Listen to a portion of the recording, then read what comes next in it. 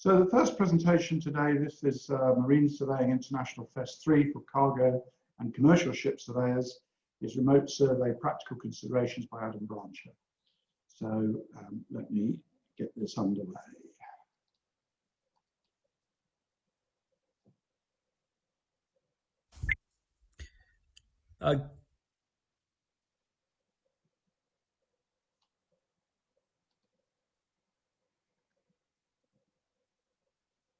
Good morning, everybody. My name is Adam Brancher, and I understand that I'm kicking off this Marine Surveying International Fest number 3, the commercial ship stream. I'm very, very happy to do so. I'm talking to you from sunny Tasmania, which is an island off the south coast of Australia. Sorry guys, that's me just fiddling with the controls. I'll let it run. Further south you go, you get to Antarctica. So the title of my talk is Remote Surveying, Tips and Techniques from the Far End of the World. Because like I say, unless you're a penguin, you don't get much further south than us. I'm going to start by setting the scene and really going through a PowerPoint presentation and providing a little bit of structure. I have got some videos which I'd like to share with you from some actual survey work that we've done. And then I'd really like to kick off a discussion on the sort of considerations you might decide to make if you're thinking about conducting remote surveying operations. I don't have all the answers. I'm certainly learning as we go along. Unfortunately, I can't take questions because our borders have reopened here in Australia, and by the time you guys are looking at this, I'll be on an aircraft to Brisbane to go and see some customers. So without further ado, thank you for the opportunity to talk to you, and I'd certainly be happy to take email or other correspondence with you after this presentation.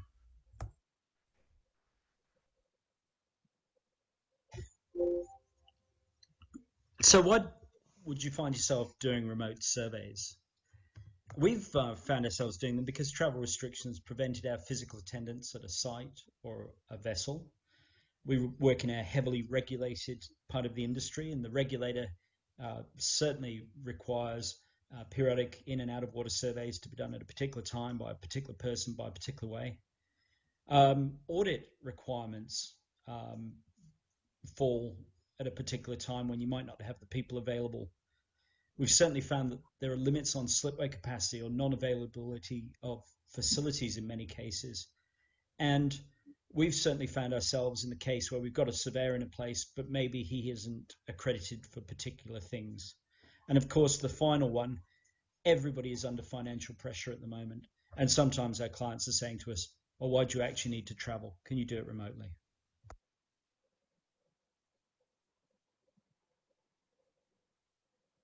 So before we go much further, I think it's a good idea to sort of define some parameters here and really get to the bottom of what is a remote survey. I think in simple terms, it's when that you're not physically inspecting, touching, smelling, please don't say tasting, the object that you're reporting on. You're not immediately there. There's something between you and the thing that you're reporting on.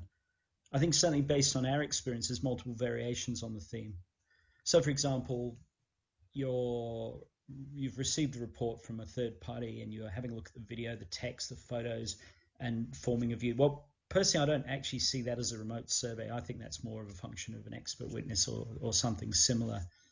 I think when we're talking about remote survey, we're getting into these other 2 bullet points. When, say, for example, a slip isn't available, a dive team is underwater, and you're relying on a diver either through your direction or direction of a supervisor to inspect a structure or even using a drone either above or below the water to do something similar. I think that's definitely a remote survey. Probably where we were more during COVID, where you're witnessing something on a video that's streaming live with either a client or a colleague on the other end actually physically in attendance.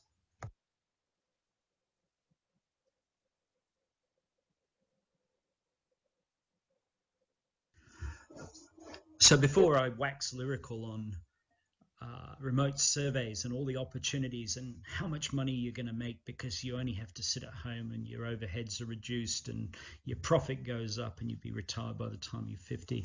I just want to throw a big bucket of cold water into the mix here. Think about this. What about your liability if you start to do this, if you actually don't physically attend the vessels? What do your terms and conditions say about this?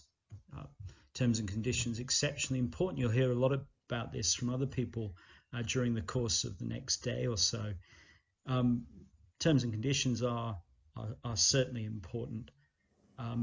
What do your insurers think about you conducting remote surveys? I suggest that you probably want to have this conversation with your P&I and other insurers before you head down this path. And here's the kicker right at the end, and I really want you to think about this. If you are surveying remotely, does it absolve you of any of your professional responsibilities? I'm probably going to say this, and I'll say this again during the course of this presentation. Remote surveying could be one of the most high-risk survey activities that you ever carry out. And I think you really have to be cautious about going down this path.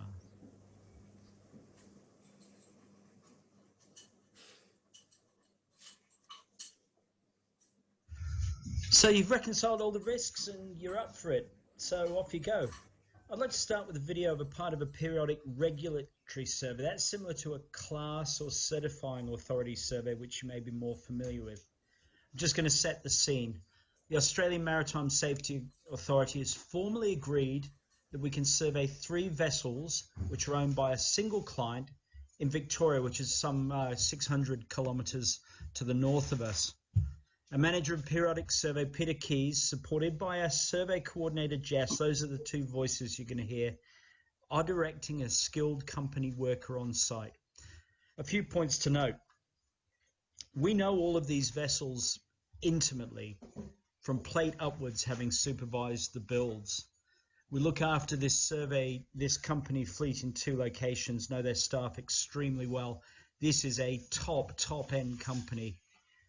I think it's also important to know these vessels are about 2 years old, so they're not old vessels at all, and we know how they operate. They're passenger vessels. And we're using a standardized checklist. I'd like you to watch where you've got the client in the split screen on the left-hand side, and Peter and Jess, and you can see the back of Sarah on the right-hand side, conducting the actual survey.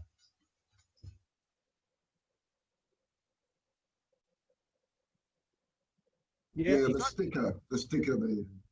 You got these? No. Yeah, okay, we'll get those. Well, show it back again. Yep, so they got the, that's 21. 21, what month was it? That's the year, 21. The month is January. All right, are you able to just hold that there for me, Dave, just so I can take a picture? Beautiful. All right. Got that one, and I'd better get the year as well, if possible, please. Yep. Beautiful, thank you.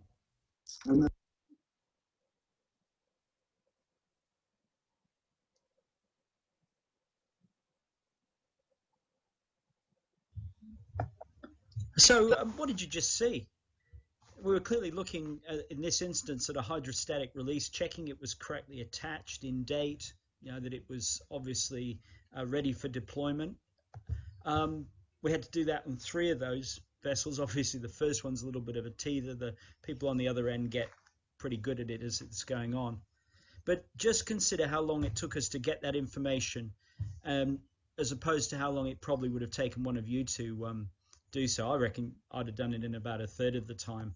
And that's no reflection on the guys and girls involved.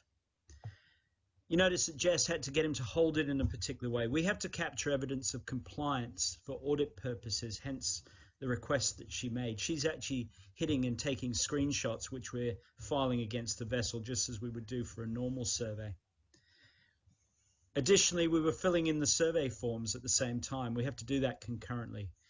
And Pete was having to direct an absolutely brilliant member of staff from the company that we were dealing with to get us exactly what we require. Just reflect on this. We all speak the same language. Could you imagine if you had to do this cross-culturally? Considerably more difficult. I'd say the video quality was actually pretty decent there, but can you imagine if you kept having hang-ups and the sort of thing if you're limited for bandwidth? And all in all, I'd consider that a very well-managed survey. It took about 3.5 hours to do 3 vessels, which is pretty well commensurate with what it would take us had we been on site. But it was considerably helped by the local assistance, and I would say that all of our risks were managed. I just want to talk about risks for a minute here. Can you imagine this scenario? We've got the chap on the other end of the video. He's videoing something for us, and he steps backwards and he falls off a boat and he hurts himself. Now, I'm not a lawyer. I don't ever presume to be a lawyer, but I'd suggest that we'd be getting ourselves into an interesting, for want of a better word, situation if that was the case. I just want you to reflect on that. That, to me, was what I would consider to be a good survey.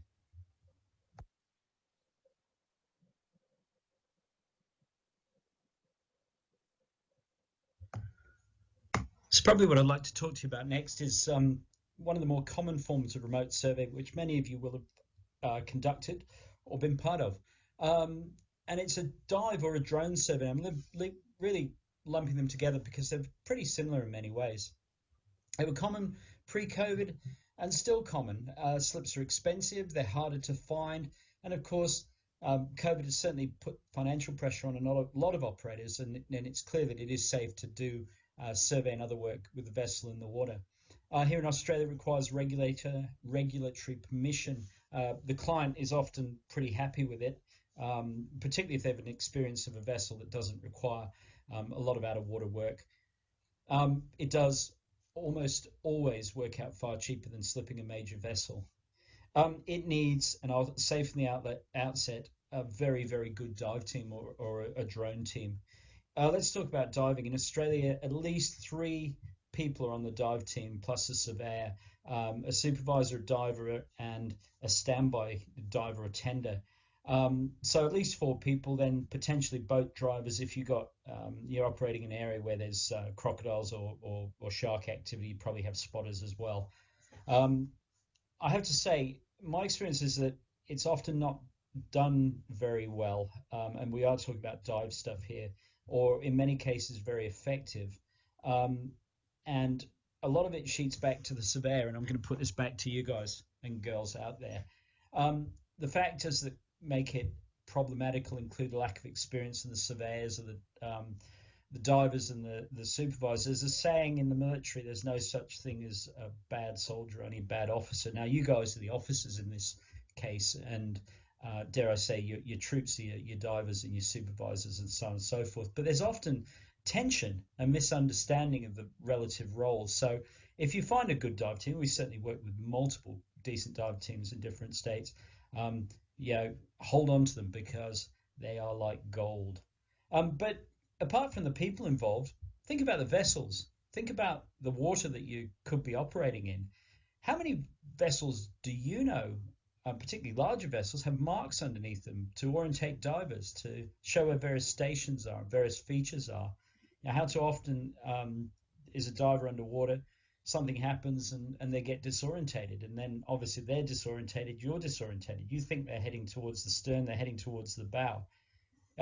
Water temperature, the amount of suspended material in there, failures, the amount of time a diver can stay under the water. Divers, in these cases aren't diving particularly deep, but they can certainly be underwater for a long period of time. And I mean, we get some pretty cold water down here in Tasmania, the opposite being the case up in the north.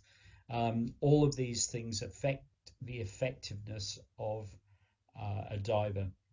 And of course, when you're dealing with drones, weather conditions, other factors that can affect them can severely impact the time that you have and the effectiveness of your survey. So these surveys are great. I'm about to show you a video of one that we did recently, and you guys can judge for yourselves. But as with all these things, it isn't necessarily the panacea.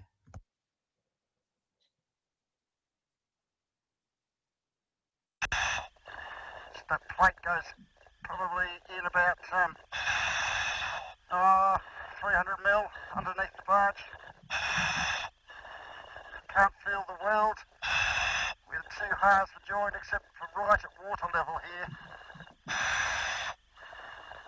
Yeah, Pete reckons that's probably the one, mate. And it's looking good. Rightio, moving towards the stern of the barge. Diver's got one hand underneath to feel if there's anything protruding or stuck or anything like that.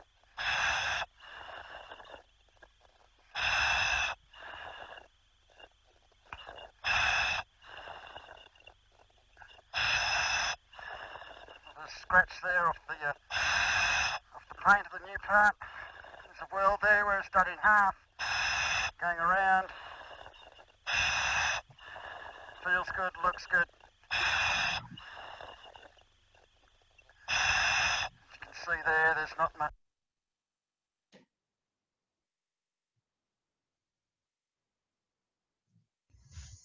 So I've grabbed a clip from a much longer dive survey, and I have to say I'm going to be pretty harsh on it and just use this clip by way of an example. The survey itself actually went pretty well for a number of reasons, which I'll touch on later. With divers, the importance of a clear briefing of both the supervisor and the divers, and I suppose getting a report with them is so important in my experience. Now, divers, particularly commercial divers, are used to working in fairly appalling conditions, and in the absence of anybody else giving them direction, they don't often work with surveyors. They have to very much lead. Now, I'd suggest to you that in the case of a survey, as a marine survey as we do, you're actually the leader, you're the officer in this instance, and as a consequence, having the confidence to get the diver to effectively do what you want safely is really, really important. So I make the point from the outset, the diver, and for that matter, the drone operator, is not the surveyor. Their role is not to, find, assess, consider repairs, and then communicate. And I hate to say this to our diving brethren, they are maneuvering a camera for a qualified surveyor to take a view on a vessel. You can't really do a survey realistically without having good through water comms, and of course most of the divers these days are diving Kirby Morgan band with lights and cameras and cameras up onto the top side. So I'd be seeing from the outset the diver being briefed and the surveyor gripping the diver and saying, come on, you're actually doing what I want you to do, because effectively the surveyor is the one who's putting his name to the report that ensues. So I'll make the point here that the diver frankly should have been a remote camera and nothing more, particularly in the sort of water conditions that you saw there. It's sort of not atypically, the diver had the bow and the stern of the vessel mixed up. If you've ever been under a vessel, and particularly if you're turning and twisting, it's not that unusual. But he did continue to do so throughout the longer video, and the surveyor is pretty good saying, okay, now hang on where you are. As it was, there wasn't much distance between the waterline and the main deck, so the diver was being followed during the video and then reorientated.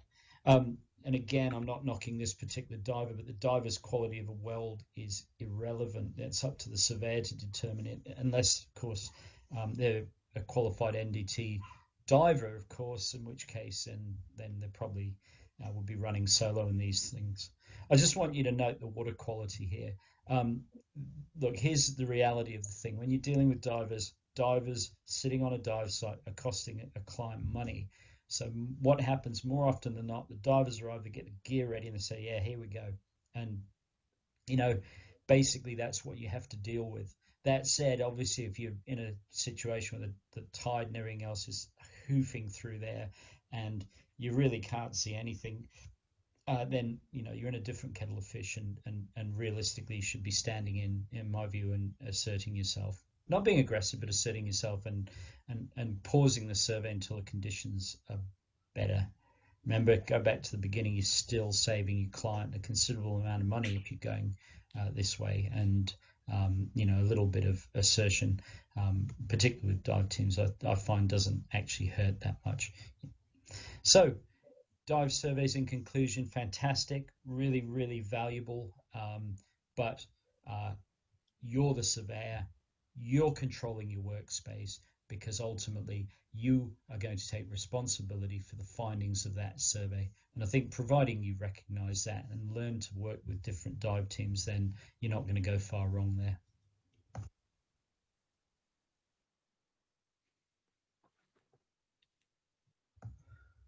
So, remote survey, what do I think the future holds here? I think that the cat is out of the bag. I think that there is a much, much greater acceptance, both within regulators, clients, be they our instructors or the vessel owners and operators,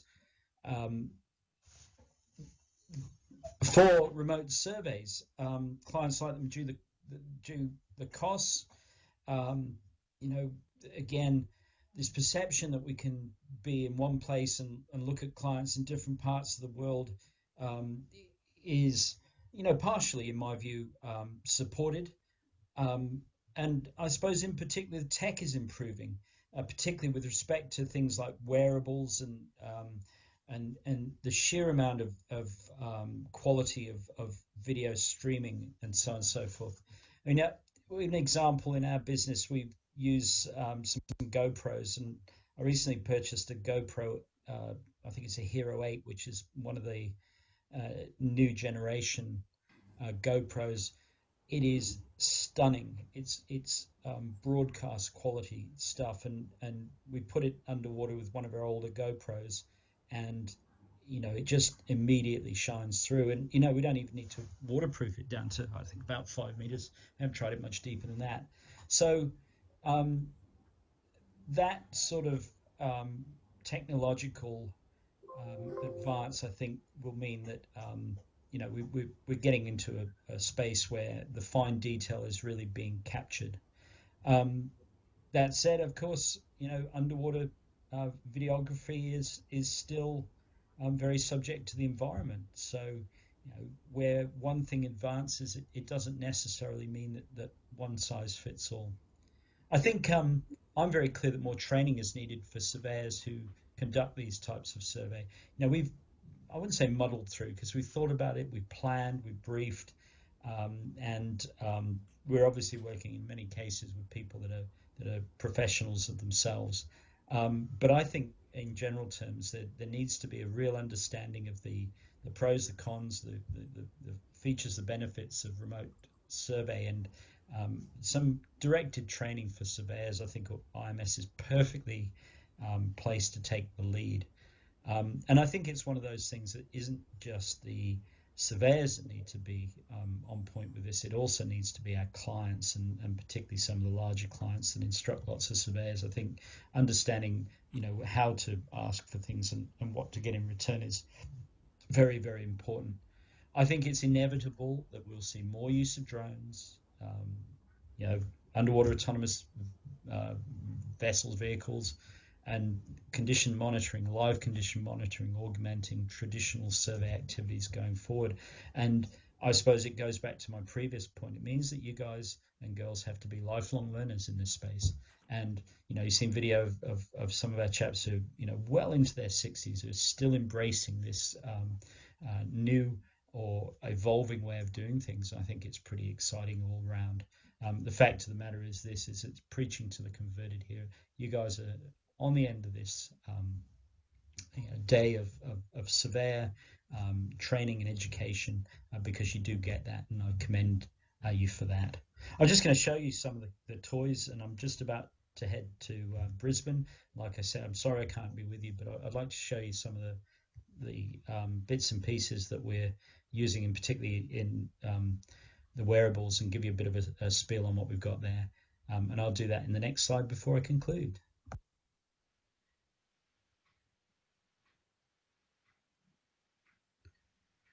So what that good-looking fella's wearing is a RealWear HMI HMT1, which is essentially a wearable, hands-free, two-way communication device. At the risk of sounding all sort of Dick Tracy, basically, there is a camera. There's also a screen, so that eyepiece that I'm looking at is a screen, and essentially I can see a chopped down app version of a computer screen.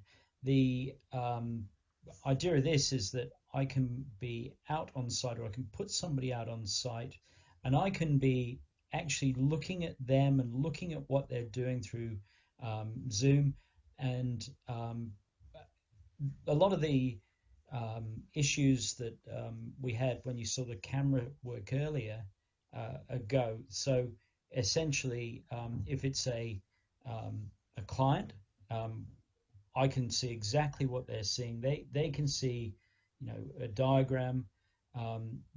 The earpieces block out the ambient noise, and effectively, it just doesn't. You don't get interfered with when you're doing it. Now, the client that I'm taking this to up in Brisbane has a large fleet, so these things aren't cheap. But rather than me flying somebody or moving somebody when they have a particular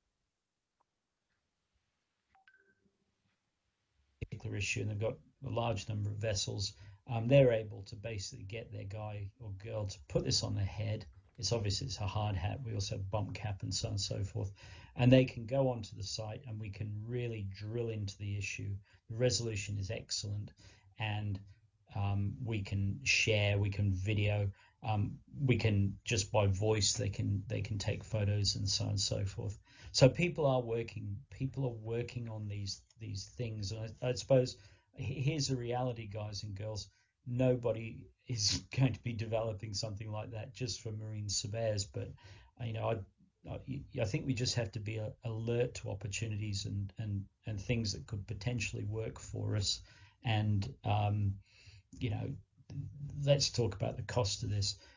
If I don't have to send a surveyor 4 times in the next 12 months, this will pay for itself, and the client will the client will just be so delighted that we're not just trying to interpret words or the odd picture or a wobbly video, but something we're actually right there looking at the thing, and we can go through our survey process, defect, assess, repair, and communicate.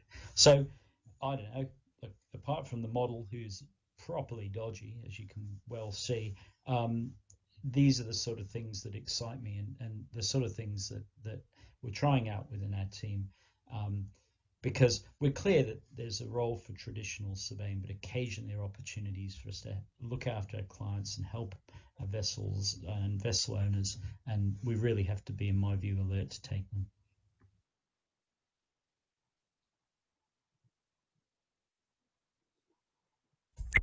So look,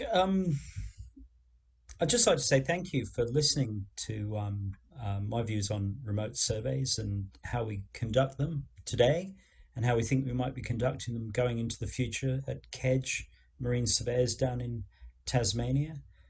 I think some of these things we're actually already doing. I'm sure you guys are already doing, and others have developed in these difficult times we face.